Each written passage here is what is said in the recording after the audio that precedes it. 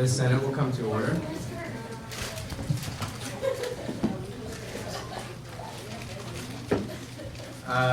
Our first item of business is a land acknowledgement. ASG acknowledges with respect to the land we are on today as the traditional and ancestral homelands of the Kumeyaay Nation. We recognize the indigenous peoples as original stewards of this land and all the relatives within it. As these words of acknowledgement are spoken and heard, the ties nations have to their traditional homelands are renewed and reaffirmed. Our next item of business is roll call. The clerk of the Senate will now take roll.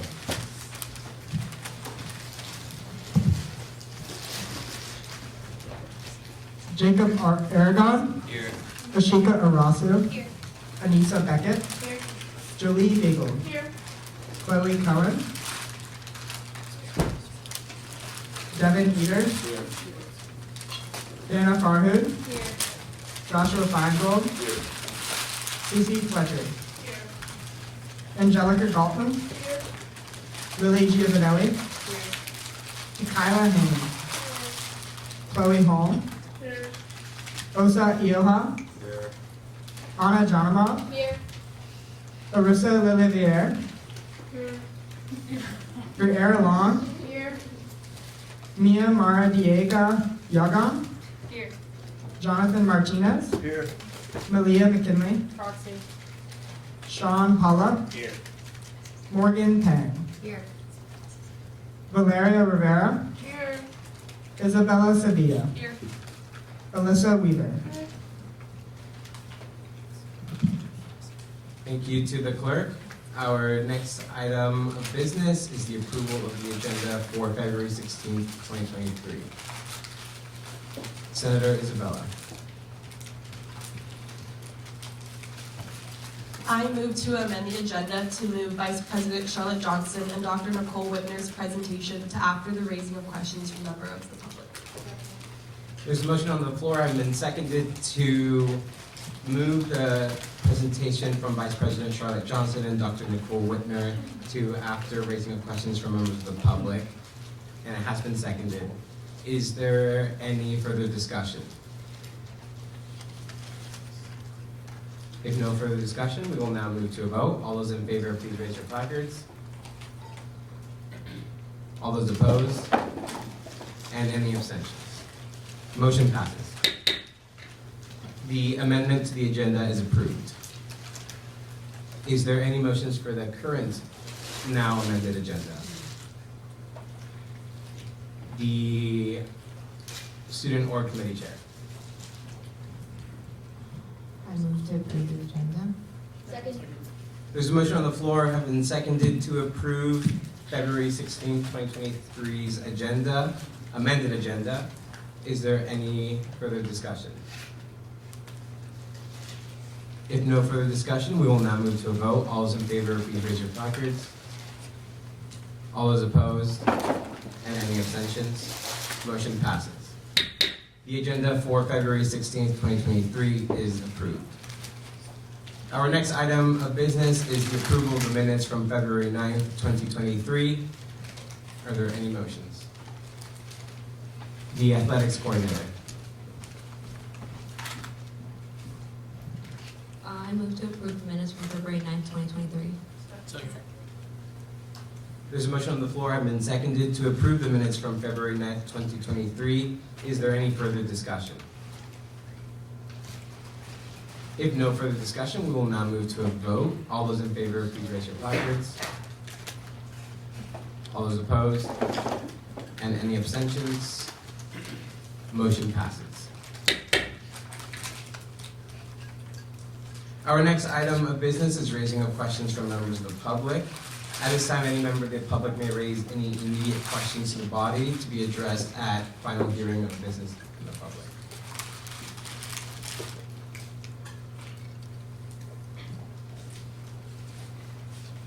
If there are no immediate questions from members of the public at this time, we will now move on to our next agenda item.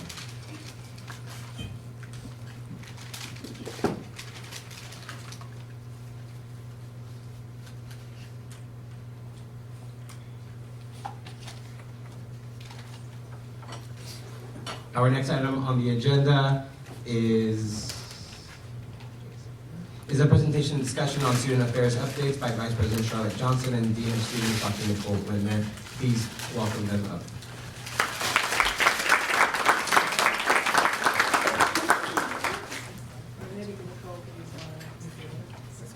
Okay, perfect.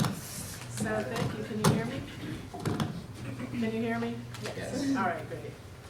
So I'm Charlotte Johnson. This is Dr. Nicole Whitmer. We're very pleased to be with you today. Let's see, is oh, no one. Other directions.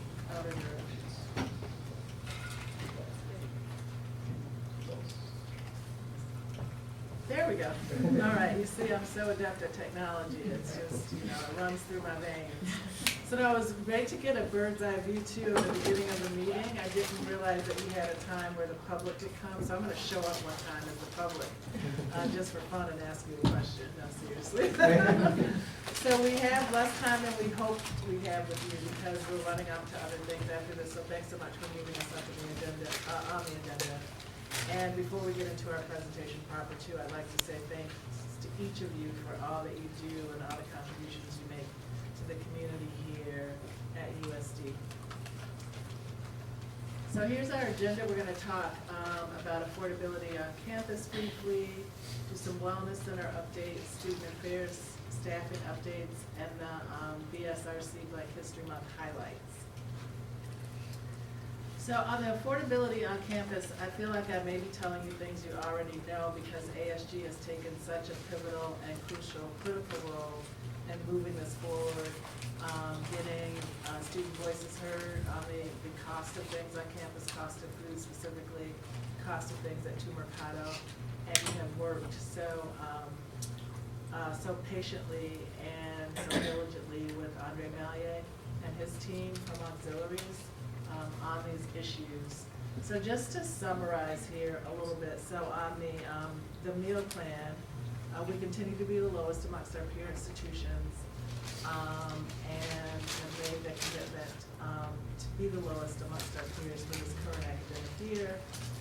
Retail pricing, which is going up everywhere. I know you all are sad because you're missing the secret sale at the bookstore right now, but hopefully you've got like a secret shopper who can work for you behind the scenes. We continue to commit in coordination with ASG not to raise retail prices for this semester, so that's also a commitment that we made last semester. And then of course, this is the part I really love because there's so many different combinations and ways that you can save money based on these cash bonuses and daily savings plans, which are all sort of cumulative. In other words, you can do things together in order to save money. So one of the things I think we really want your help on these items is to make sure that students know about them, because I think they've just sort of come online in some ways, and I'm not sure that the entire student population actually knows this is a thing. And of course, the more students that know about the ways they can save money, the better. Wellness center updates. So, as you all know, there was communication sent out earlier this week. I think all of you in this room are probably well more versed in what's happening with the Wellness Center than I, because you actually had some input on what would go into it.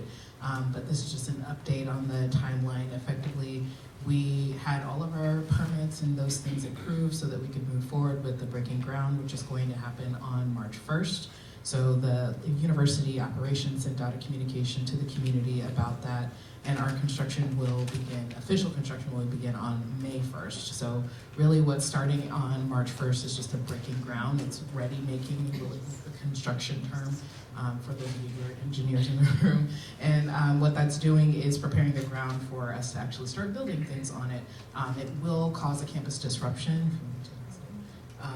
And so we're all excited to see this, right? The message that was sent out to the community is a reminder, first, of how excited we are to have this Wellness Center. And if you've had a chance to see more of the renderings, it's really exciting to envision what will be coming. But in the interim, to get from here to the point where the Wellness Center will actually be accessible in August of 2024, there's going to be some interruptions to campus. So, And we'll all pretty much experience those Mhm. just about equally, but if you live, with the exception of those who live on campus.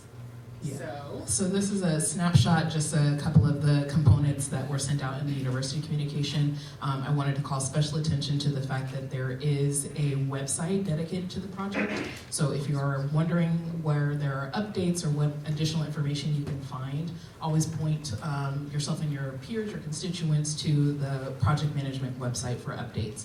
And additional communications will be sent to residents this week, so especially those who are living in the valley that are kind of next to the construction site, which is effectively the Valley Field. I've heard that there is a party to say goodbye to the Valley Fields at some point this week. After that, effectively, we'll be doing what we can for the residents who might be impacted disproportionately by the construction. Obviously, things like parking. Actually, the main thoroughfare coming through to campus is going to impact pretty much everyone. The stairs to get from the valley up to campus are going to be impacted. Alternative paths are coming. We're also receiving updates for those who are on the mobility committee. You might know that parking is working on figuring out trams and ways that we can address the transportation to and from the valley up to the main campus. So all of these things are forthcoming. So if you have those questions, just know that they're coming around. And before we leave this, I just want to say really quickly, we are aware of the impact that losing the field will have on the student community, and your president, Melissa, and I have been talking about that. I've talked about it with Andres as well. Team is looking at some solutions for that, and one of them probably will be renting spaces at other places, so the Mesa Community College field, and then using some of the other fields on campus to make up the time. And I think, and you heard it here first, you all did that survey, remember, on what you'd like to see done with that outdoor space that's gonna be at the Wellness Center. There were like 3 different options, remember that? I think the options were sort of equally, they had equal likes, if you will say. There was a sort of equal distribution of people across those 3 options who responded to the survey. And I think, though it isn't for certain yet, that the best option probably is to use that space as field space, as another field space to try to make up for the space we're losing, that students are losing, the innovation of the center itself. So not yet defined in stone, but I think that's the direction we're going to go in. So that's just kind of the general place of where we're at with the Wellness Center. Hopefully you all have had a chance to meet Dr. Byron Howlett, who we're very excited to welcome to Student Affairs Leadership Team as the AVP for Student Life, which means he has a strong investment in all the work that you all do. And he's been a great campus partner to welcome into this suite. So if you haven't had a chance to meet him, you probably want to invite him to ASG next.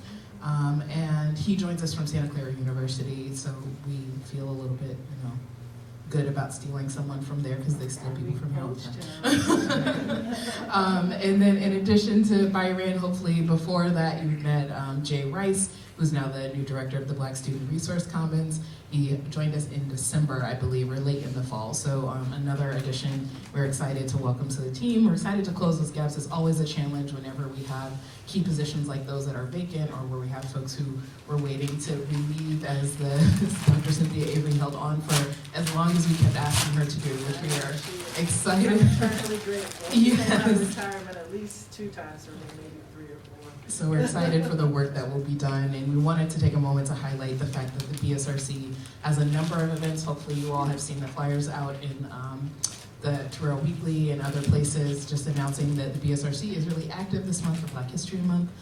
If you haven't had a chance to participate, that first layer of the flyers, all the stuff that's happened prior to Tuesday of this week, they will be at the basketball game tonight, and that have been hyping up the karaoke night. I'm doing my best to make sure I clear my calendar.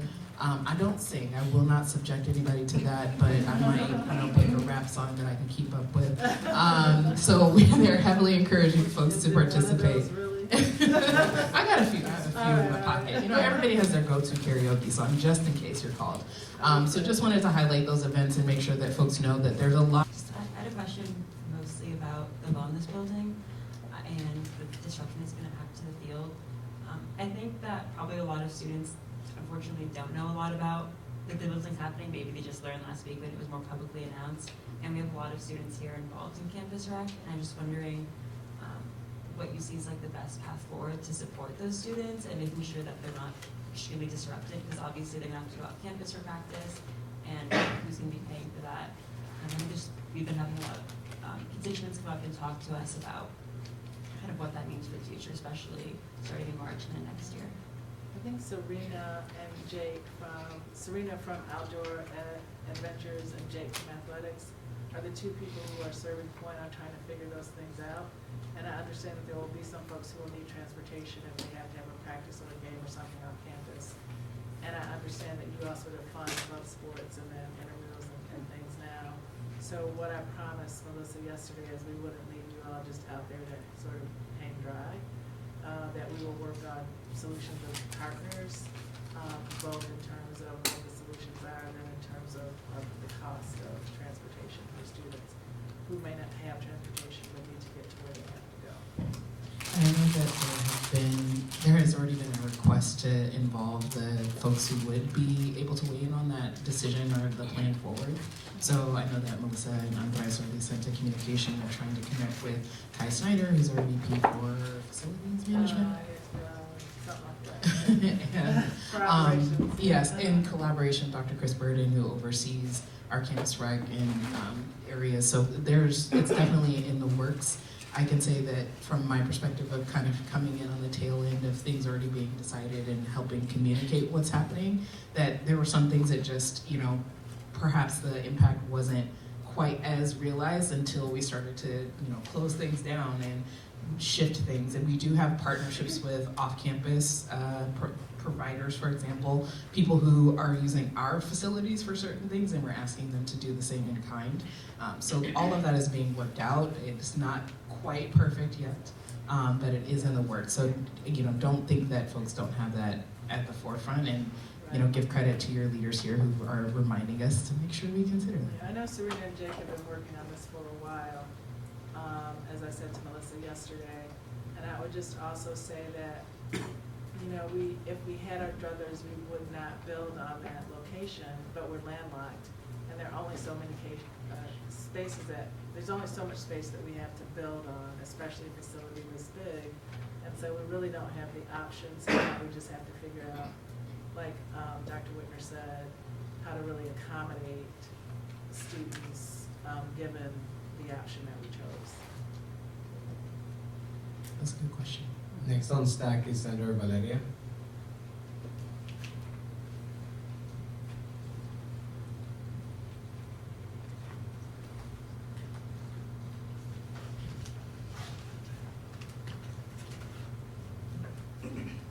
Hello, thank you so much for your time. This question comes from my constituents, and I just wanted to ask you guys if you already had a solution or what paths or what you guys are thinking about for coming from the valley to up here. I'm having a really hard time trying to figure that out in my head, and I've even drawn it out, but I can't figure out how students will be able to walk from one place to another. Yeah, so the plan is to delineate a path through the West Garage. And a few questions were brought up about how to make that a safe thing to do. It's leveraging the elevators, right? So I've heard the elevators are a little slow, so that's one thing to consider. And it's one of the things we're communicating, especially to residents, because we know that you all are the folks who are using that particular pathway the most frequently, and we're planning to send slightly more frequent communications to residents just so folks don't forget, come 3 weeks from now or however long, your commute from class to from home to class or wherever is going to be impacted. So yeah, they are delineating a path through the garage via the elevators and the stairs on the garage that are not going to be removed. And then the path the long way, basically the main, not Alcala Park, but the longer way. So plan for a little more time to get from point A to point B. And as I mentioned, parking services is trying to figure out how they can best use the trams to have them maybe more frequently coming from the valley. So there are a few different approaches.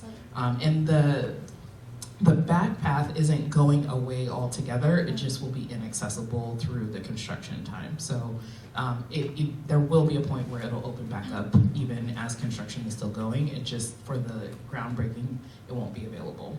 So they're working on it. We're working on it, and we know you're gonna get more steps in than you normally get in, and not that you wanna get more steps in, but unfortunately, again, it's the cost of what will be a beautiful new center for all students to use. Thank you. The controller.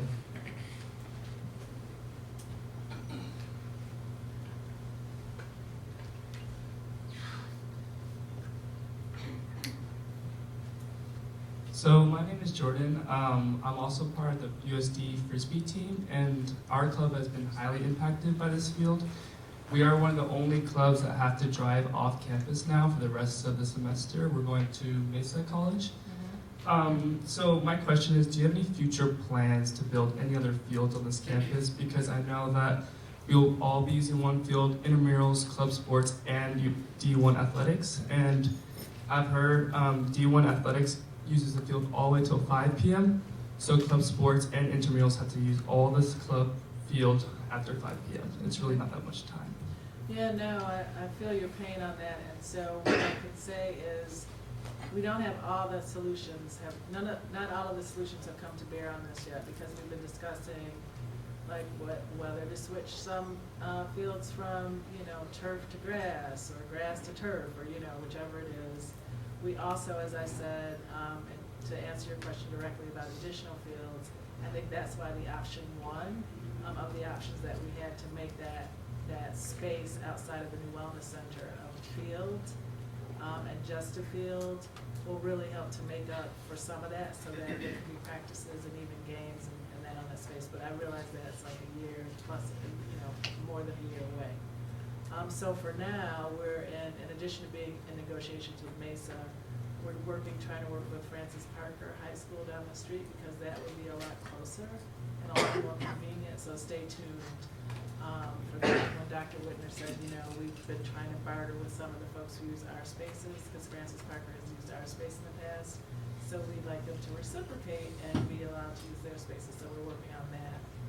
And then this, this whole grass turf debate is a thing that I was not aware of until I got here and got involved in this.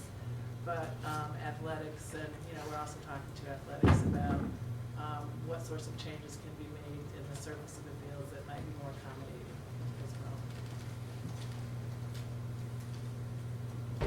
well. Academics Committee Chair.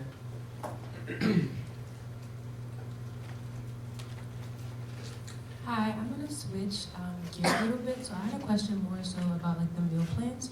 So I was wondering what peer institutions that you were referencing to, as well as the fact that I know we have dining dollars and meal swipes. I guess the times you can use the meal swipes aren't as accommodating as they possibly could be, because I know a lot of the meals during the day are strictly for dining dollars. So I was wondering, in being the lowest cost, like that's the goal, are you looking into possibly making some meals meal swipe eligible, or like I'm just a little bit So I'm gonna have to be completely transparent and say that's totally out of my scope of expertise, right?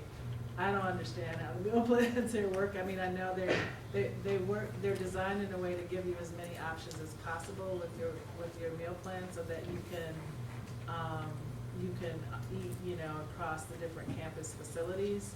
But if you have suggestions or concerns about what works when, I would really suggest that you direct them to Andre Mallier, just so that he can get that feedback, or you address them to Andres, who's been working with Andre Mallier, so that when we think about the meal plans, those considerations that feedback can be taken into consideration.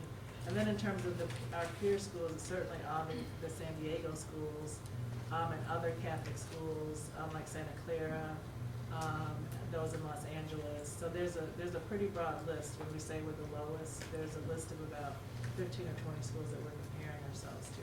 Especially other private institutions like us, so LMU, Stanford, Santa Clara are just some of the ones on the list that are in our region, are obviously facing a lot of the similar cost limitations, inflation issues, and are on the same kind of metric, being in the state of California, one of the more expensive places to be. And to answer your question, I know that with the hours of being able to use the swipes versus dining dollars versus campus cash, et cetera, one of the things that they implemented were the deals that you'll see pretty much at every eatery on campus. You'll see a little sign on the register, and there'll be a combo deal that is meant to be the affordable price thing for the day, and it changes every day, and it's different at every location. So if you are eating outside of the normal hours where you would be able to use your meal swipes, you can still get a whole meal at a reasonable rate, and it changes each time. So that's one of the things I know they implemented as a solution.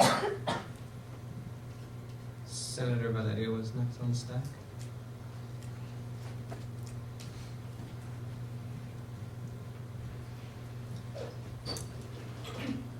Hello, just now that we've moved over to the meal plan, I personally do not use my swipes at all.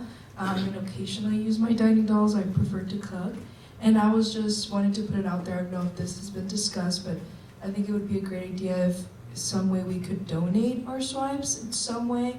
I know that students, they do rely on the SLP a lot, and I think that it would be a great option for us to be able to transfer those swipes that I do not use at all to students instead of them to repurchase them. And if in future, I know that this would be a great effect into our budget, and I know that a lot of the money that we put in for our meal plan also redistributes into other things, but if we could get an option in which we get even maybe a plan in which, because I rarely use it, and it is a little bit on the pricier side, and I understand it goes through for other things and for other students that can't afford it maybe.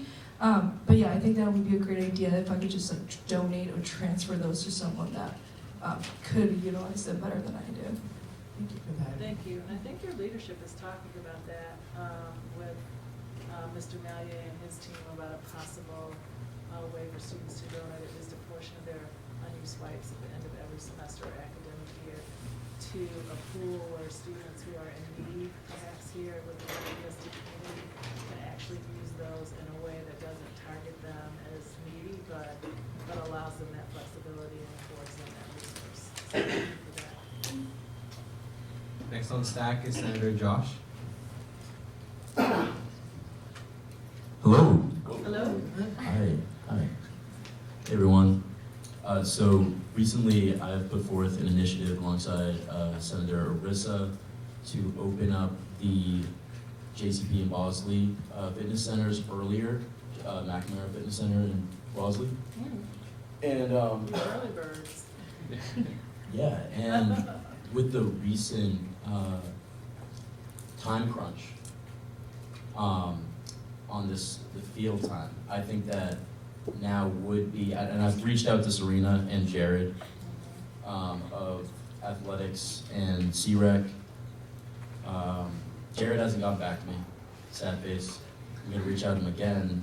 Serena, the McNamara, Miss Gardenia, McNamara Fitness Center is out of her jurisdiction, I guess, but I think now more than ever would be optimal for gyms to be open earlier and later so that teams could practice or could work out because they may not be able to on those fields. I know personally, I think that the rugby team will not be practicing for a full 2 hours, we'll be practicing for an hour and a half, and while we are blessed to be able to have that field for that time because teams like Club Frisbee are not able to even practice on the field, I think that just all the more reason to have more access right now. So take that for what you will. I'll mention that to Dr. Burden. Actually, I had thought about earlier hours, and I'm sure there's some staffing. There may be some staffing switching around and staffing issues there, but I will be sure to mention that to Dr. Burden as a potential solution to expand some of the practice time that's been taken away because of the field being out of commission. So thank you, Josh. Thank you. Point of order, the allotted time has expired. Okay, well, thank you so much. We appreciate your attention, we appreciate the really good questions, and we appreciate the feedback that we will take back to our people. And of course, we we maintain we were in constant communication with Andres and Melissa, and some other members of your leadership, so thank you. Thank you.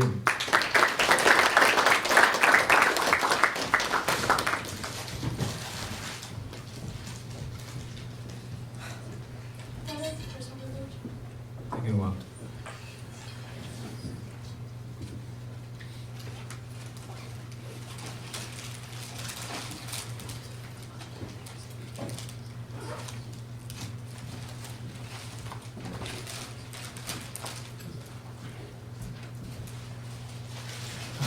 I want to say thank you again to Vice President Charlotte Johnson and Dr. Nicole Whitner.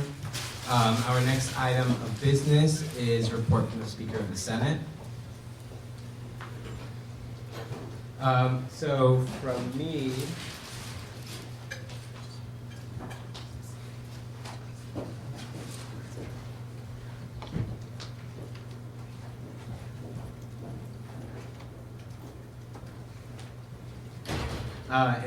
from me, just happy to send it to you all. Thank you all for being so flexible for today's agenda. This week I worked with Senate lead team to appoint a new idea committee chair, so welcome, Anna. This Monday, I just met with Zachary Randall and Mike Dills on Monday to ensure that the Valley Lot users can park on the main lot at no extra charge or issue. So that was one of the main issues of impacts with those residents that live in Valley, and obviously with the new construction of the new building. So Mike Dills has promised that there will be some sort of permission given to those permit holders that use Valley Lot to park on the main parking structure. So that we got that done on Monday. This week I updated the athletics coordinator about field use issues, and I'll be keeping her in the loop. And she will also be reaching out to her advisor with more point people to discuss the issue. As Vice President Charlotte Johnson mentioned, I meet with her regularly, and one of those meetings will happen this Friday. The President met with her yesterday, and so I will be continuing on to bring some of the questions and concerns. So if you have more questions that you weren't able to ask today directly to her, just text, call, email me, and I'll make sure to bring those to her tomorrow.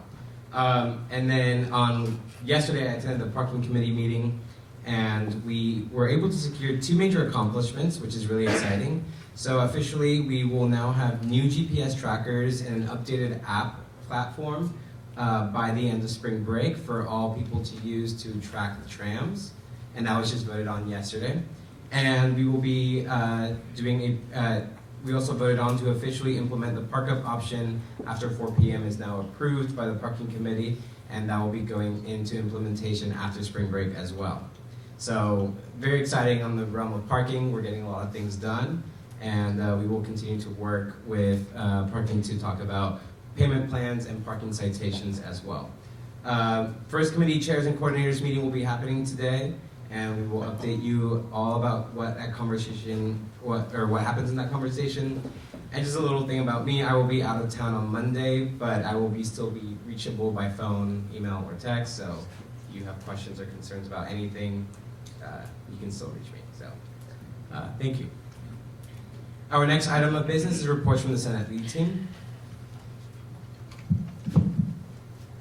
Okay, so the initiative sheet that we talked about last week in Senate is now completely updated. Our Senate lead team is working on it, and also Senator Josh has helped out with it as well, so thank you. I'll show an example of that in the next slide. But our upcoming speaker schedule is for next week. We have a Valley Field discussion coming up, so that's kind of trickling down from this week's discussion, so be prepared for that, have questions. And then our tribal liaison is coming in the 2nd. So just kind of updates on that if you want to start formulating questions. Senate lead team is meeting with her ahead of time.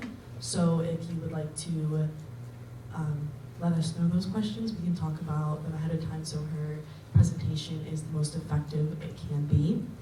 And then John. Hello, everyone. So this week, parliamentary reminder is you can amend any motion with a 2/3 vote of approval. Voting on the amending of the motion does not mean that motion is passed. It just means now that the amended motion is what's on the floor. So you would still have to vote yet again.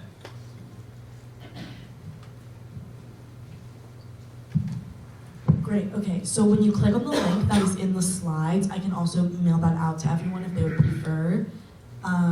This is kind of what you're gonna see. Everyone's name is listed.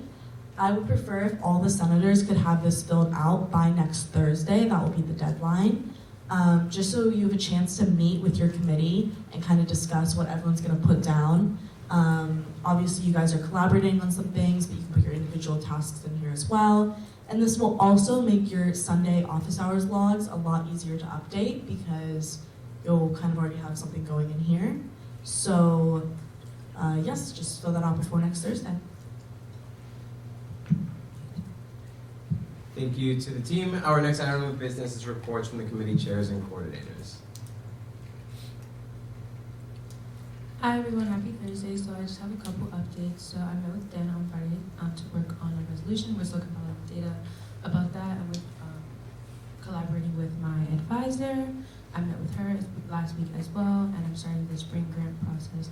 I have a meeting with Madeline and VP Connor coming up, so there's more to come on that. I'm also working on a survey to be in collaboration with Common Spaces to have specific demographic constituents give information based on our committees. So that'll be coming soon as well. And my office hours are on the screen if you have any questions. My email's up there as well. Thank you. Hi everybody, thank you so much for the warm welcome. Again, my name is Anna Janmov. Just a quick intro about me. My pronouns are she, her, hers. I am a sophomore majoring in biology and minoring in international relations. I am incredibly grateful to be leading the IDEA committee and very excited to keep making meaningful changes for USD with ASG. So some events I wanted to bring up are the Multicultural Night happening tomorrow night at 5 p.m. Please be there. Our own Senator Jacob will be hosting, MC. We also have a couple of events from the Office of the Tribal Liaison. We have a No More Stolen Sisters planning opportunity on February 21st. That'll be at Mother Rosalie Hall, 204. And we also have the film screening and conversation of Bring Her Home on March 2nd at 6 p.m. in the Manchester Auditorium. And Lesson 3 is planning to hold a diversity in dance banquet. They are seeking dancers from marginalized communities and groups that uplift and support diversity and inclusivity. I will have more information available on slides next week. So for progress for the committee, we are continuing working on mental health resource marketing. We are also working on making Valley Aid more wheelchair accessible. Senator Takala has met with the SA, Justine, and a few RAs from Valley. We are also collaborating with the Office of the Tribal Liaison for Indigenous Student Outreach. We're planning on holding discussions on incorporating DEI art on campus. And we have already met with a constituent on renaming buildings on campus with racist origins. More specifically, we are planning to create a survey and host a tabling event on this later this semester.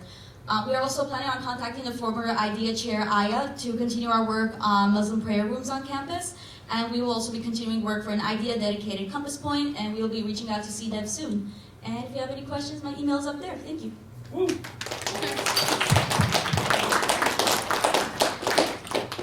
Hi everyone. Last week we approved the one organization which will be presented next week.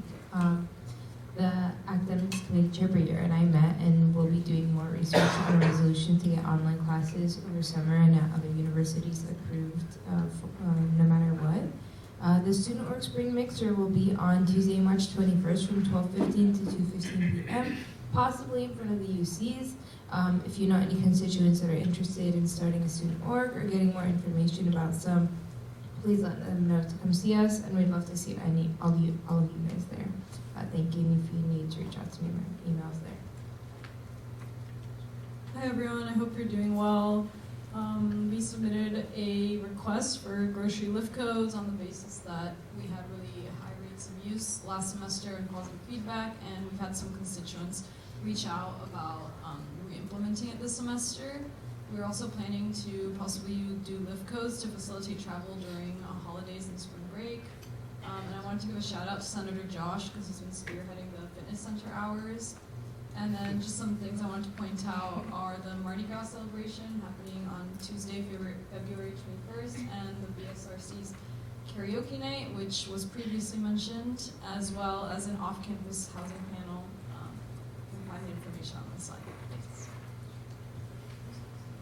Hey everyone, so this week I met with Arthur Cummins and I'll be taking him with me to the next SAC meeting, and we'll be getting delegates from each team to get Narcan trained, and so in kind of related to that, those same delegates will also be asked to participate in the student leader training officially to be athletic scholastic assistants for their first year teammates next year.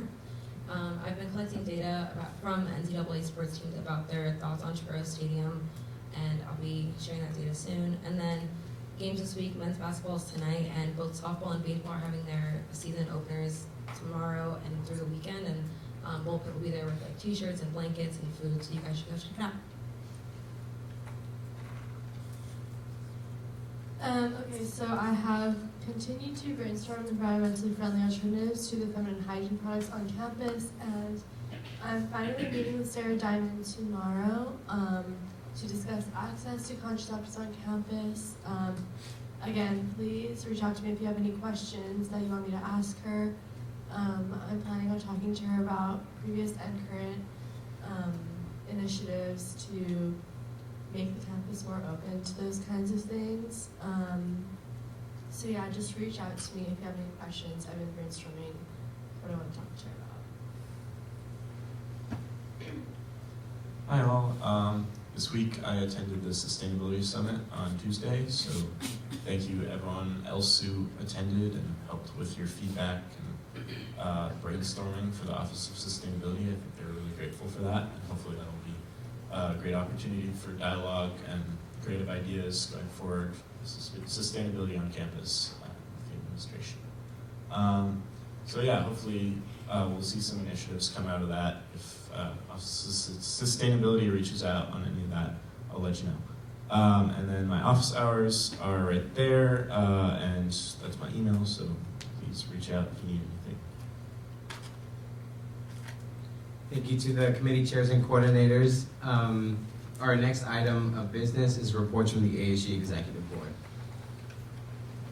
Hello everyone, happy Thursday. Quite a few updates from me. So first this week we invited Tribal Liaison Sami Watewa to our exec meeting from this past Tuesday. We had a great discussion and conversation as a team about how we can support Native American and Indigenous students by going beyond our goals of land acknowledgements and being able to actually take really valuable action items to support Indigenous students on our campus. So that went really well, and I'm excited to continue doing work with her throughout the rest of this semester. Yesterday I met with VPSA Charlotte Johnson. We updated her on the goals that exec has been working on and the progress that we've made. We also talked about incorporating Indigenous art on campus and potentially putting tribal flag build-in placards in USD buildings, and also raising questions about where the funding for campus rec relocations is going to come from. And obviously that conversation is going to continue on as we start to see the complications that we run into as construction begins on March 1st. So yesterday I met with the president of USD Active Minds, and we are working together to brainstorm ideas regarding improving classroom wellness practices. On Tuesday, I attended the inaugural Sustainability Summit and gathered many ideas and visions for solving food insecurity and waste reduction on campus, and it was really great to see a lot of y'all there. I saw some senators, I saw other members of exec, and also members of TPB there, so that was really fun to see everyone there and representing ASG. And so next week, Joyce and I will be meeting with student wellness. We're going to be meeting with Dr. Burden and Serena from Campus Rec regarding the temporary campus recreation relocations while the wellness building is being constructed. The pop-up lunches form is still open. The first lunch is actually going to be next Wednesday. So that flyer is up there. It's also on the ASG Instagram. And so tell your constituents to sign up for free lunch at La Grande Terraza.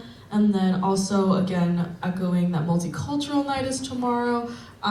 Jacob will be emceeing, and I will be judging the performances. So that's going to be really fun. So I hope to see you all there. That's all from me.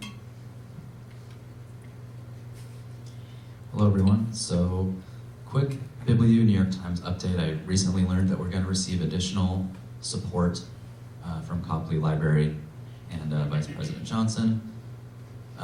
Moving forward, we're still brainstorming on how to best fund them. I think it's possible that we may decrease New York Times funding and allocate those funds to Bibliu, but in the meantime, if you have questions, concerns, or opinions about that, please email me. I didn't put it on there. ASG Vice President at San Diego, and research grants, so I'll be working with Academics Committee on that. We want to do that a little earlier this semester, so expect that. We're closer to like the last quarter of the semester, but this time we want to do it closer to halfway. Quick note on that, I know that a lot of students can get confused about all the different ways you can get research and travel grant funding.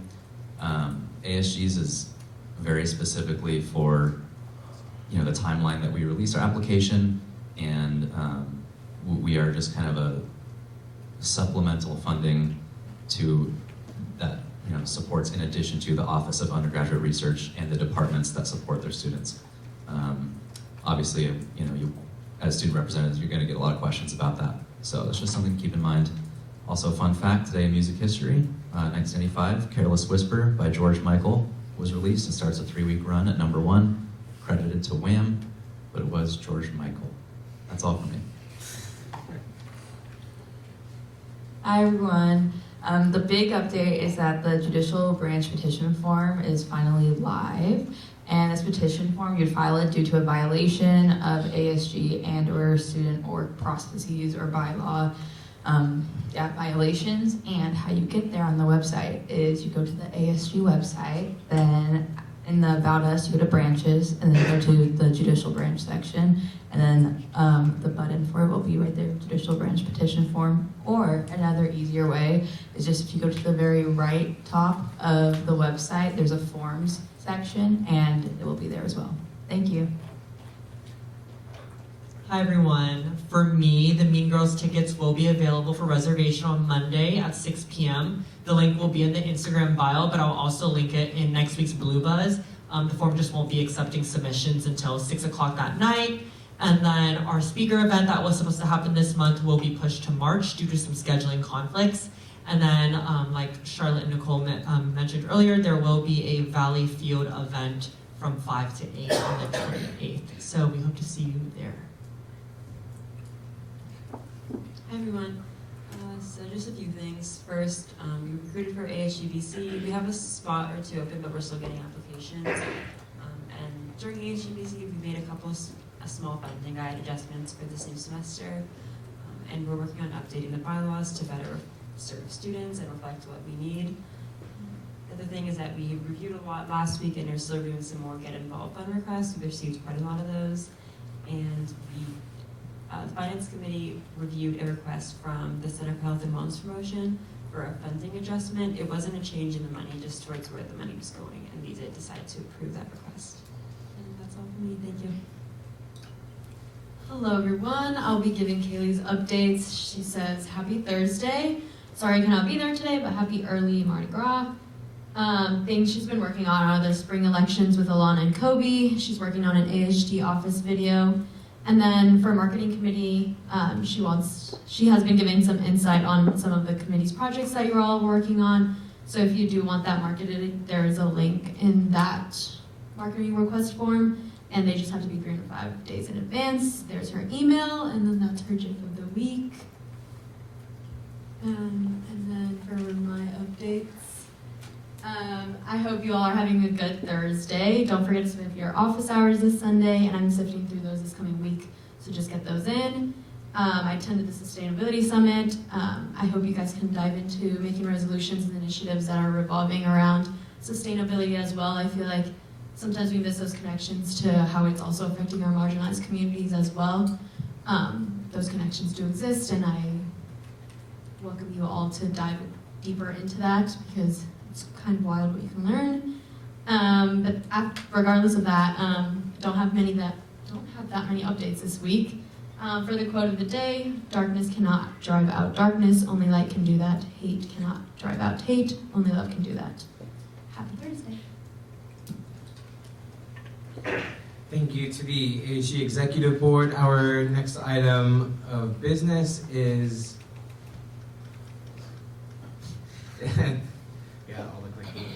discussion and updates on affordability of campus dining, led by the Student Life Committee Chair, Arissa Levier.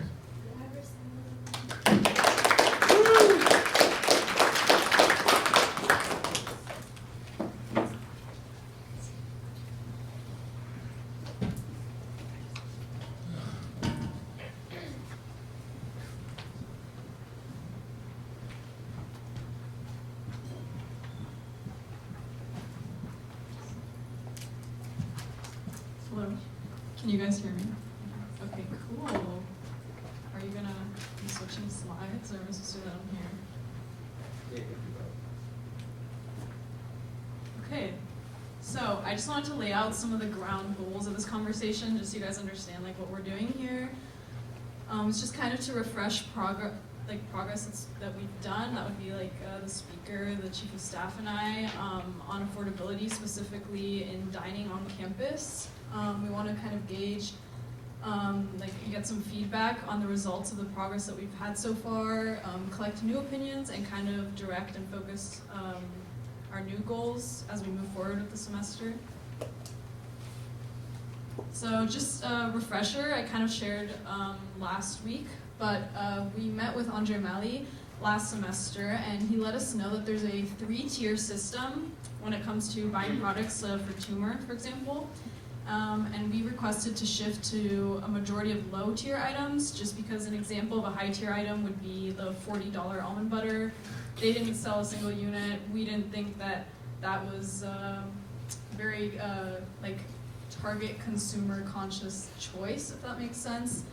So he ended up presenting to the Board of Trustees in December, and he got the shift approved for this semester, and I think for next year as well. And it was implemented after break. Starting the semester, there have been 461 new items in tumor, hence the reorganization of the shelves, if you haven't noticed. And there's now a focus on low tier, which should have made things more affordable. Just for reference, he does not turn a profit on low tier items. He buys them wholesale from Costco and actually loses money on labor costs and transportation. He just sells them for the same price that he bought them at Costco. And then there was continued affordability in meal deals and campus cash deals, which I think was touched upon previously, as well as breaking boxes, which means like bulk ordering and then selling them at individual unit prices just to save some money for students. So moving forward on Andre Malley's end, he's just going to focus on product performance. So he needs to see how products are moving. That means like how many units are being sold and if it's sustainable for him. And then continue to create working relationships with distributors and suppliers. I think he mentioned he's working with the supplier of pasta to make it more affordable for students. So then some potential target areas that we kind of touched base with him our meeting this semester were for beverages, and that would be anything that you see in the cold beverage section of tumor. He let us know that we have a partnership with Coca-Cola, as you guys might know. That really limits the products that he can put on those shelves. There's designated space that he can fill up with non-Coca-Cola products, and it's small, so he literally cannot sell a lot of non-Coca-Cola products. And then as for pre-prepared products, that would be the fruit cups that they sell. Those prices are really dictated by labor costs, and as you guys might know, there was a 9% increase in minimum wage starting this January, making labor costs in preparing those food items more expensive. And they also have a short shelf life because they don't use preservatives and chemicals that other pre-prepared packaged food might have. So that also means that they have more trouble turning a profit on that. I just wanted to take a pause here and see if you guys have any questions for any of us or myself, and see if we can answer that on kind of what we've been doing so far. Yeah. I'll say something and then we'll collect questions. So just like the Student Life Committee Chair said, the main thing is that we've accomplished some of those like market goods, like the food kind of like things that you could buy at Turmeric.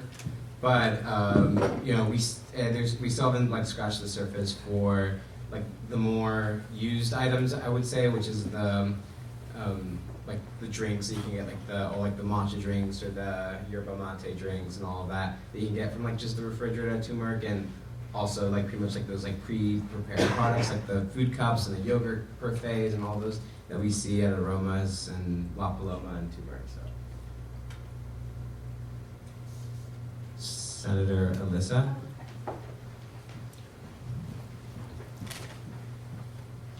Thank you. I just wanted to say that I noticed that Turmeric is completely different now, and I applaud you guys for it. I think it's amazing what you guys have done in like making everything more accessible for us. I did notice that the fruit cups and the parfaits are actually like kind of overpriced, I guess, but with the minimum wage increase, it does make sense, so I can't really ask anything of you guys to do anything about that, so I understand. But I was going to say that I would like to see more of like dairy-free items and like gluten-free and stuff like that for people who do have food allergies or just like preference, I guess, because I do know like a lot of people don't feel great with like dairy and gluten and stuff like that. And then I also wanted to say that I know that Larry had talked about the meal options, like they brought up how there's the little like combos, but I think that's only for Campus Cash. I might be wrong, but that's kind of like defeats the purpose because we don't want to upload Campus Cash. So if there's a way that we could use Dining Dollars for those combos, that would be great. Oh, it is Dining? I didn't know that. Some had told me it was Campus Cash, so I was confused. Thank you. Thanks for your feedback. I will make note of some of the things that you said. Like I said, labor costs are what are dictating like the pre-prepared products, but that shouldn't like discourage us from trying to find alternative methods. So we can definitely get to work on that. And then as for the meal like deals, I think it's like a $9 or $9.50. I pay with card because I'm a commuter, and that works for me. I know they just don't have it at dinner at the SLP because it's like a all-you-can-eat type of deal, but it's very popular during lunch, and I've used it. So I don't know about Dining Dollars, but I know that you can pay with card.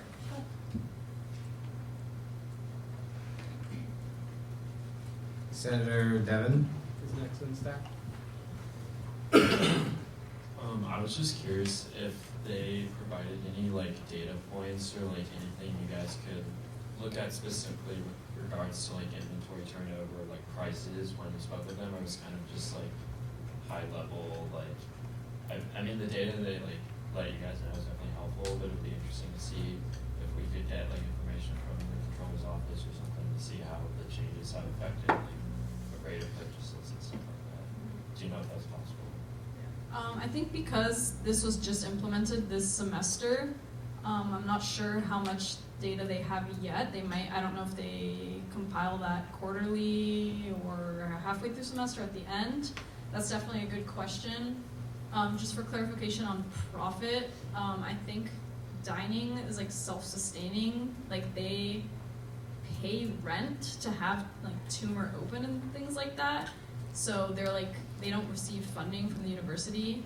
So whatever profit they have really goes into paying people who are working at Tumor, and a lot of those people are students. And then, like I said before, like they're not making anything off of low-tier items because they sell it for wholesale prices. So I'm not sure. I don't think they have a lavish profit, and it goes to just like labor costs and like overhead expenses. But it's definitely something that we can ask for, and that we can come back and share that information with you guys. Was it specifically profits that you were interested in looking at? I was just curious. Point of order. Senators not recognized. Senator Devon. Set you up on that one. I was just curious about like more so like how that's changed like student purchasing trends, because I think that's what we're kind of like trying to like alter. And so if we got lower cost products, hopefully people are purchasing them more. I also just want to clarify something that the Student Life Committee Chair said, was that what we learned was that Auxiliary is the entire department. It's a self-funded department in terms of that, even though it falls within the umbrella of student affairs, they don't receive any funding according to AVP Andre Mallier, that any funding from like the university general budget. And so that's what made it a little bit difficult too to kind of engage in these conversations, was that I guess they're revenue oriented. It's a revenue oriented thing because they need to generate enough revenue to sustain and maintain all of the operations that students use, which is obviously an issue which we felt was a little bit hindrance to the whole objective of like, well, if students are reliant on all these services for food, but they're self-generated, there's maybe like a conflict of interest there. But next on stack is Senator Josh. Hi. I was just curious, being a business school, I was surprised to hear that our marketplace could strike up a more effective supply chain relationship with the wholesaler than our employment driving and picking up from Costco. It just seems like there's probably a better relationship that could cut costs. Yeah, that's a really good point. He actually noted that the reason that we're unable to establish the same relationship that it seems like large public universities have is just because we are such a small school. A lot of the large distributors it's not worthwhile for them to supply at the same degree that like UCSD can buy. They buy thousands, if not hundreds of thousands of products more than we do, just because they have such a large student body. So it just has to do with being a small campus that's private. So he did mention that, and he said that out of all his years working, it turned out that buying wholesale from Costco was the most effective for him, just because we have a smaller size. Because it's not only like our student body, our undergrads, I think it's like 5,700, but it's out of that amount of students, it's like who's going to be buying on campus for tumor? You know, not everyone buys. We have people who live off campus who buy Trader Joe's, for example. So we have an even smaller population below 5,700. So it's just hard to compete with really large schools. I think that's the issue. Thank you. Next on stack is Senator Isabella.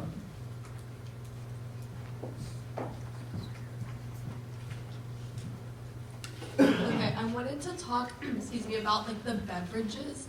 So in particular, I think one of the most common, well, at least for me personally, but also I think a lot of constituents is Celsius.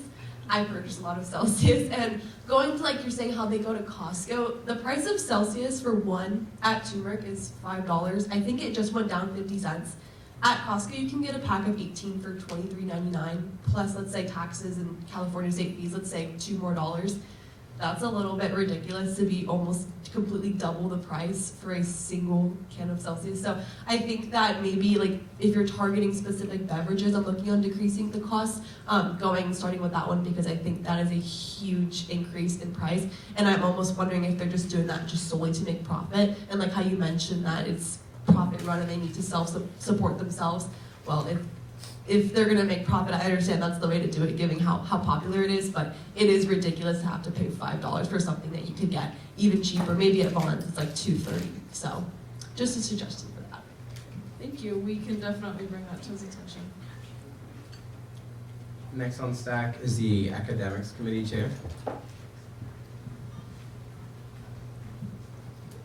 So as we've mentioned that like it's very hard for I guess Andre Malley and turmeric staff to get wholesale. Is there any like possible collaboration with small businesses in the San Diego area or anything like that to probably mitigate or cut I guess the expenses of trying to get bulk from wholesale places? Like, is that an option? Is that something he's looking into, or are we not sure? I can't give you a direct answer on that, but it's definitely something that we can open up a conversation with Andre Malley. I'm assuming that smaller businesses, or especially like local, are going to be more expensive than like really large conglomerates like Walmart and Costco. The reason that they're so cheap is because they buy huge amounts, which is also connecting back to the idea of why it's difficult for us to compete with like large universities and stadiums. It's definitely something to explore, and I do think that that would align with the values of ASG to kind of support local businesses, so we can definitely bring that up. Just in terms of cost, I don't know how effective that would be, but I don't have a lot of experience in that industry, so I think it's a good idea, and we can definitely bring that up. Point of order, the allotted time has expired. We have a couple people on stack, but it is up to all of you all's discretion to extend the time.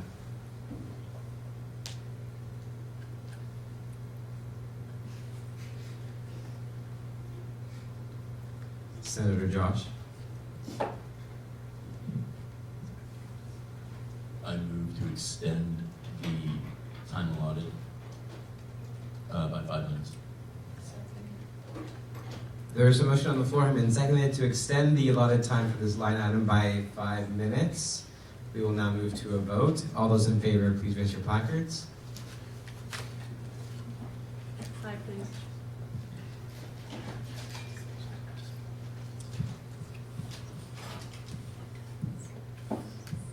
All those opposed? And any abstentions? Motion passes. 5 more minutes. Next on stack is Senator Valeria.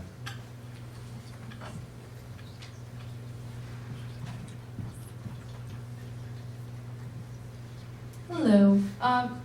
Super happy about the 4 p.m. parking thing. That's amazing. So with that said, I know that we have a time and place in which we can start using our swipes to pay for food in Turmeric. Is there any way that we could get like an hour? I know it starts at 5 p.m. I believe. Is there any way that we can like start buying food on campus cafes with our dining dollars at, let's say, 4 p.m., 3:30 p.m.? I think that would make a huge change, especially because I know those are somewhat busy hours on campus. I don't have an answer for that, but we are the middle people, so we can communicate that. Just to clarify, is that, you said campus cash? Yeah, could you clarify that point again? Senator Valeria. Just so that we can communicate it. Yeah, so I remember I went to go buy a Turo Club and I used 2 meal swipes, I believed, for the worth of $10. I'm not really sure about the rules, but I remember I used my meal swipes to buy a sandwich. And I was wondering if we could, I know it starts at 5 p.m. that we can do that. I'm not entirely sure about the rules or the laws of it, but yeah, thank you. Thank you. I'm just going to take notes on that to communicate that. Thank you. Next on stack is Senator Ashika.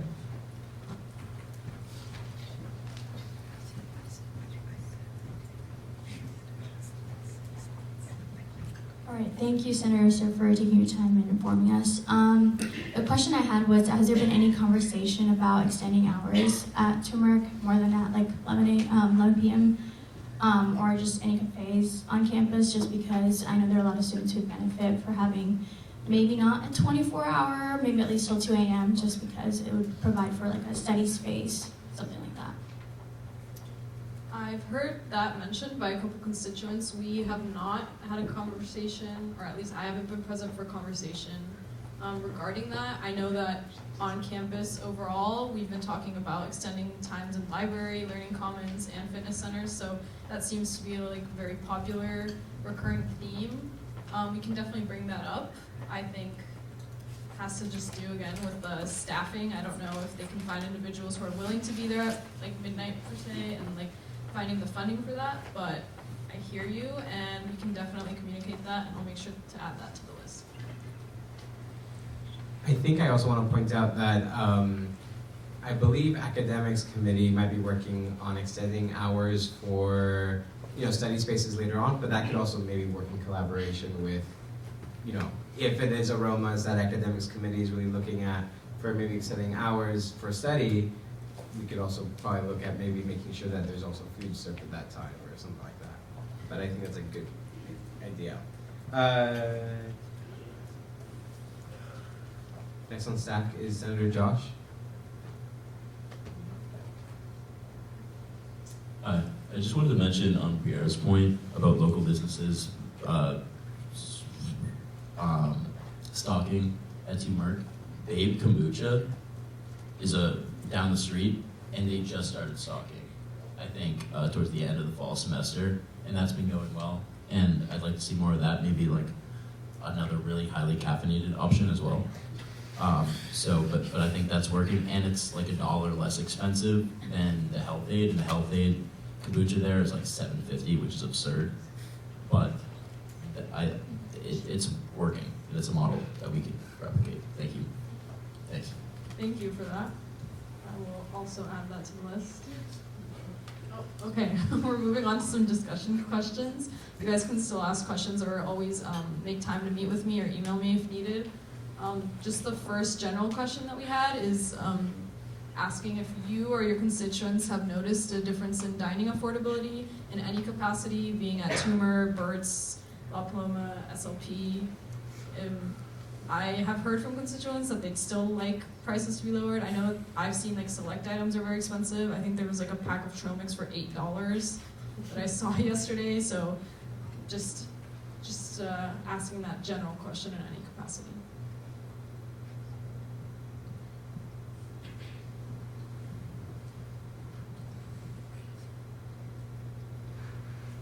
Maybe a nod if you guys have noticed any differences, any progress. Okay. Point of order, the allotted time has expired. So we still have some discussion questions and time, but it is obviously up to your discretion to continue to extend the time. Senator Sisi. I move to extend the allotted time by 5 minutes.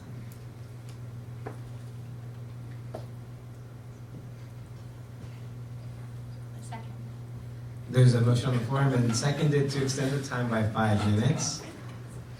We will now move to a vote. All those in favor, please raise your placards. Aye, please. Harsh crowd.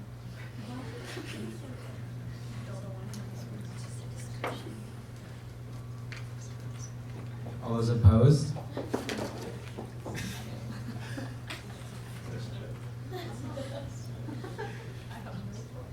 And any abstentions? Motion fails, time not allotted.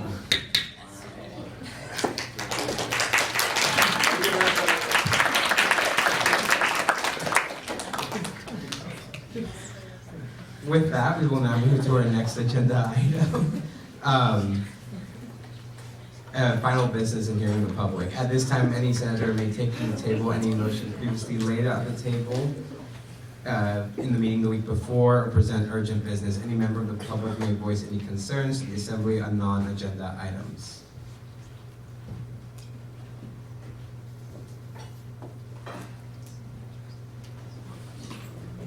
Jen.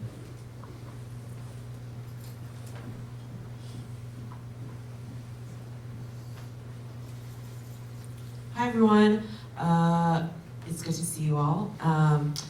We, the advisors, we were talking about you all, well we talk about you all the time, and we just wanted to say how proud we were of all of your hard work. You all have been super dedicated and we really appreciate it and we're really thankful for you. So we have a little belated Valentine's Day treat for you all. It's underneath the wagon, so after Senate's over, please stop by and grab something. But we just all wanted to say that we care about you all and hope you're doing well right now. So thank you.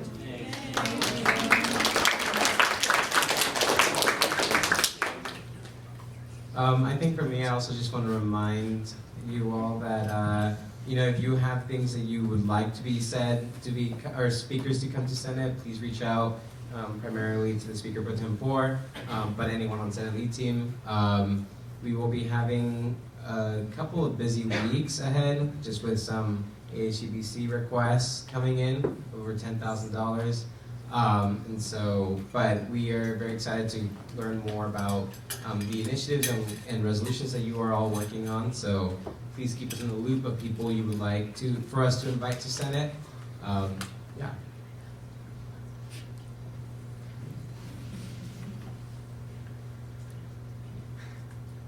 The student org committee chair.